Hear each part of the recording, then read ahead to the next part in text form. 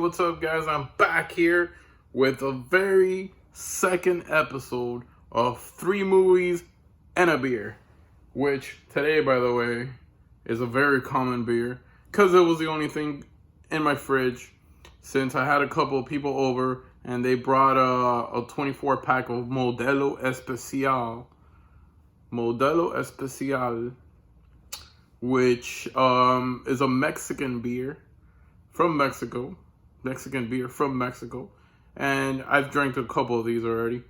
And, I'm currently drinking this one. And I'll tell you my thoughts on it in a little bit. But first, on to the very, very first movie of 3 movies and a beer.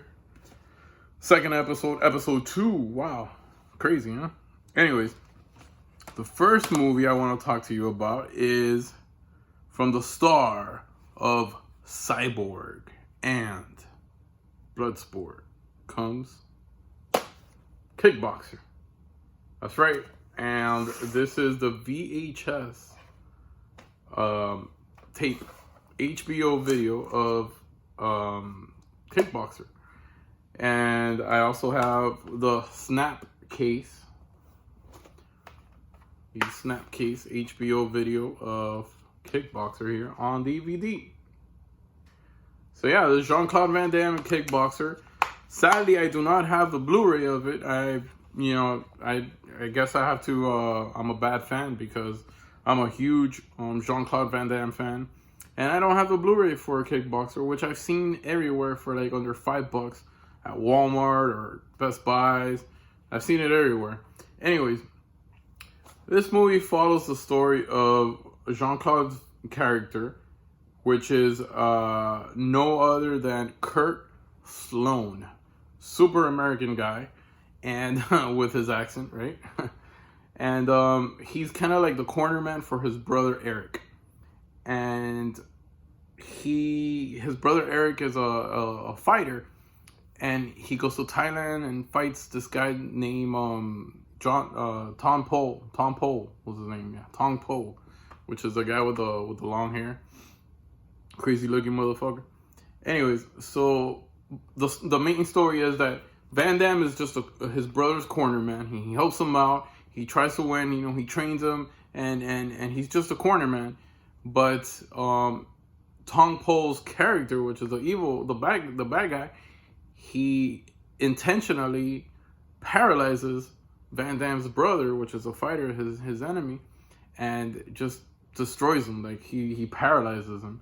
So Jean-Claude Van Damme, which in the movie his name is Kurt Sloan, goes to train with this mentor, and it takes off from there. Like his training is half of the movie, is super extensive, and he goes through this crazy training, which is very memorable. I used to love all those scenes as a kid growing up. I've seen this movie like a million times, by the way, but I rewatched it this past week, and it was so intense.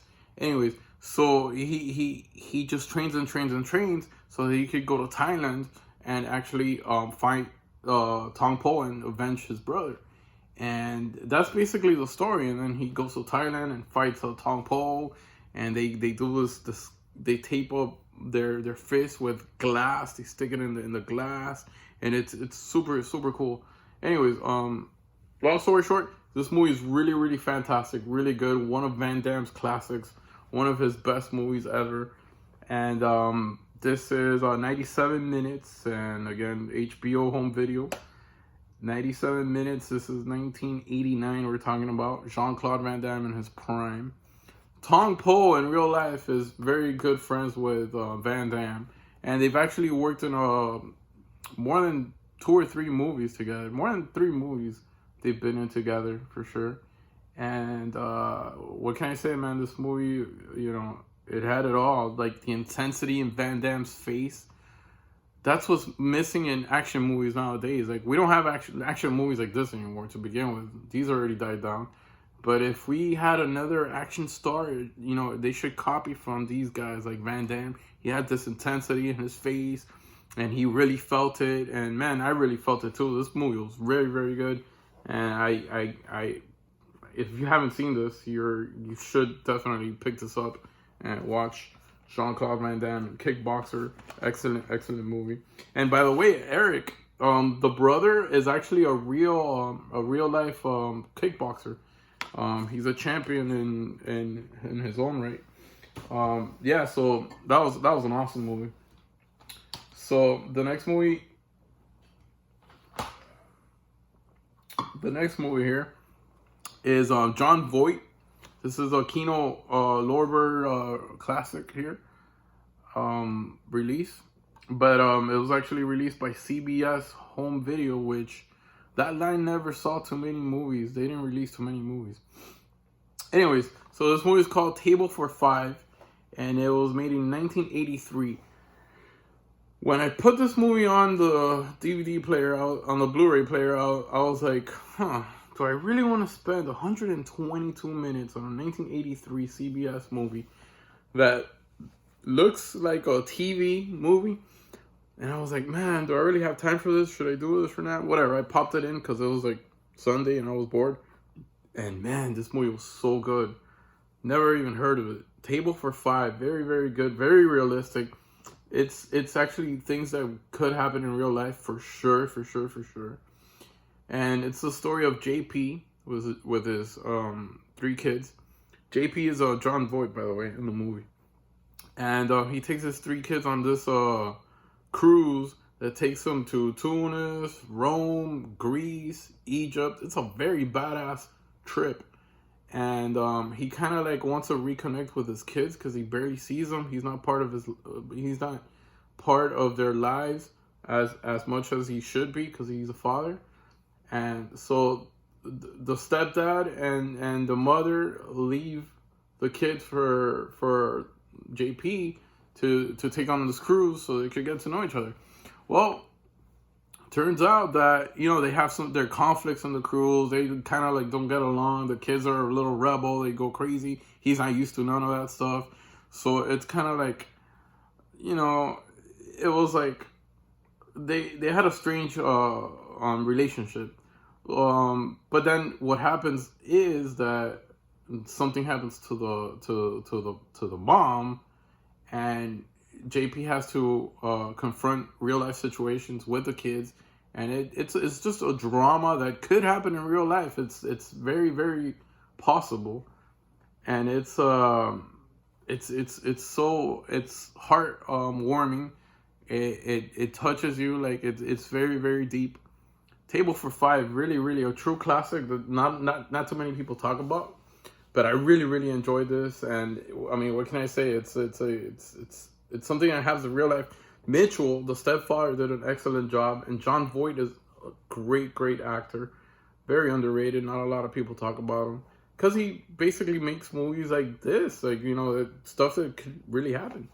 Tragedies happen all the time, and it's very realistic. Here's the back of it. And yeah, man, I totally dig this movie. I like the scenes.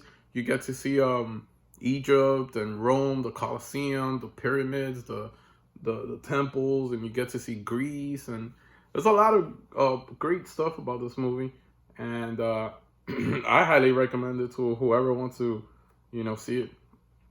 Fun fact about this movie is that Kevin Costner plays as an extra in this movie in his early roles, like one of his first movies, and he's just like an extra in the back. You barely see him, but he's in the movie, Kevin Costner. Anyways, highly recommend this Table for Five. So on to talk about Modelo here, which is a beer that I'm currently drinking right now. Guess what? I don't like it too much. I mean, it's okay. The taste is all right. It's not horrible. I would, if I was to throw a party of like 100 people in my house and I just wanted cheap beer or not cheap, like beer that's in the middle class beer, and I could buy like 2 24 packs or 3 24 packs of these, then yeah, I would buy this, But a beer for myself to drink, to enjoy, to sit and watch a movie, I don't think so. It's it's a very soft beer. It's 4.4 alcohol. So to me, it's like drinking water. Mm. I would actually have to drink like 24 pack of these to feel a little buzz going. But I give it a lot of credit. And Modelo has been super popular, super famous for the past year, for the past couple of years. I mean, Corona is still the main Mexican beer. You got Dos Equis and you got Tecate and you got Modelo, but Corona is still on the top of the Mexican beers. When it comes to popularity, at least. And but Modelo has to be a close number two. But it's okay. I mean, it's not bad. It's all right, And I just wish it was a little stronger. 4.4 for a beer is very, very, very low. Anyways, this is my third and final movie that I saw this weekend, and it's called Chud. Chud, which stands for Cannibalistic Humanoid Underground Dwellers. And this, for sure, is a masterpiece. I got the Arrow release, the Arrow version of it, and I absolutely love this movie. This movie I've seen so many times, and it's really, really fantastic. This movie was made in 1986, and this is a 2-disc with a little booklet that comes here. Let me see the booklet. Really cool booklet here from Arrow Video. It shows cast and crew. It has pictures of them, pictures of the monsters. Has so basically this movie is, if I had to put this movie into categories, it would be sci-fi, horror, action, adventure, a little bit of comedy. Chud has it all. It you can't put it. I mean, I guess people put it as horror because of the monsters and stuff, but it's also a really good action movie. It's also a really good drama movie. There's a lot of suspense. There's thriller. It's all of it combined. So the story is simple. People start disappearing from New York. Like, a lot of people are disappearing, including Detective Bosch's wife. So Detective Bosch goes to the underground where the homeless are, and he starts asking around, and then he finally reaches the manager of the homeless, the one in charge of the homeless shelter down in the undergrounds, and it's Daniel Stern. And they have a very good relationship, and they start talking about what's going on, people disappearing, and Daniel Stern actually helps them all a lot in this movie. For a homeless guy, he cares a lot about what's going on because it's obviously killing a lot of homeless people, and it's killing a lot of people. No one knows what's going on. There's just people missing. And bottom line, it was a really, really good movie. And that's basically the story, to find out what's going on with these missing people until they finally find these creatures, these monsters, which, by the way, has awesome special effects. They're very slimy and very their eyes glow yellowish, and it's super cool for being a 1984 film. It has a very, very good visual effects and special makeups and effects. It was fantastic. This is actually one of the earliest roles for John Goodman, as he plays one of the cops in the diner. If you get to see it, pay attention to the diner part. He's one of the cops, and he actually speaks in the movie. He has a dialogue, and he looks super young and super skinny, and it's one of his very first roles. It was not his first one, but it was definitely one of his earliest ones. Not sure what happened to director Douglas Cheek, since he made this masterpiece, such a good movie.